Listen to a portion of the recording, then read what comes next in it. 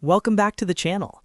In today's video, I'm going to show you how to draw in Inkscape step by step, even if you've never opened the software before. Inkscape is a powerful free vector graphics editor that lets you create illustrations, icons, diagrams, and even full artwork without paying for expensive design tools. The best part is that once you understand a few simple drawing tools, you can create almost anything you imagine. In this tutorial, we'll start with a quick canvas setup, then we'll look at freehand drawing, precise Bezier curves, basic shape tools, and finally, how to edit your drawing using nodes. By the end of this video, you'll understand the core drawing workflow inside Inkscape. And if you enjoy simple and practical software tutorials like this, make sure to hit the like button and subscribe to the channel so you don't miss future guides. Before we start drawing, it's a good idea to quickly set up your canvas inside Inkscape. When you first open the program, you'll see your blank page in the center and toolbars around the edges. One small setting that can affect how you draw is snapping. In the top right area of the interface, you'll find the snapping controls. If snapping is enabled, your cursor may try to automatically align with grid lines or objects, which is useful for layout work, but sometimes frustrating when you want natural freehand drawing. So if you want complete control, simply toggle snapping off before you begin drawing on the canvas. Now let's begin with the freehand drawing tool, which is one of the easiest ways to sketch inside Inkscape. Select the Draw Freehand Lines tool from the toolbar on the left, or press the shortcut key P or F6 on your keyboard. Once the tool is active, simply click and drag on the canvas to draw a line following your mouse movement.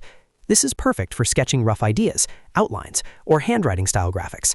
If your lines look a little shaky, don't worry. Inkscape includes a smoothing option in the top tool controls bar. Increasing the smoothing slider helps reduce small wobbles in your strokes and creates cleaner curves. Try drawing a few lines while adjusting the smoothing level until you find a balance that feels comfortable for your drawing style. For more precise shapes and controlled curves, you'll want to use the Bezier tool.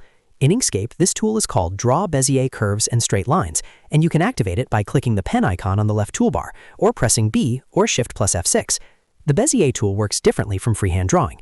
Instead of dragging continuously, you create a path by placing points on the canvas.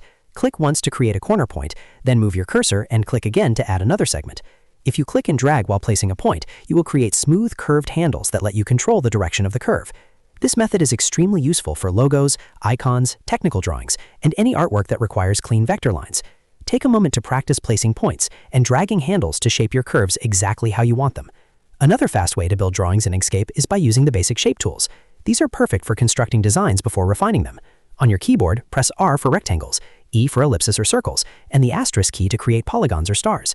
After selecting a shape, simply click and drag on the canvas to generate the object.